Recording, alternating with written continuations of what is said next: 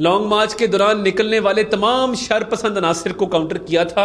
और मैं दोबारा ऐलान करता हूं, इतवार वाले दिन किसी ने लाहौर का अमन खराब करने की कोशिश की या शहरियों की जिंदगी में कोई रुकावट डालने की कोशिश की या ट्रैफिक को मुतासर करने की कोशिश की या हमारे सड़कों चौकों को ब्लॉक किया, बगैर इजाजत के, बगैर जो कानूनी लवाजमात हैं उनको पूरे किए, तो हम कानूनी कार्रवाई करने का हक रखते हैं।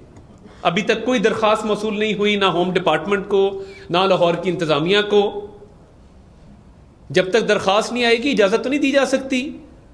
जो एक्टिविटी करनी है उसकी एक सिक्योरिटी पैराडाइम है, उसको सिक्योरिटी देनी है, उसके रूट का तयन करना है।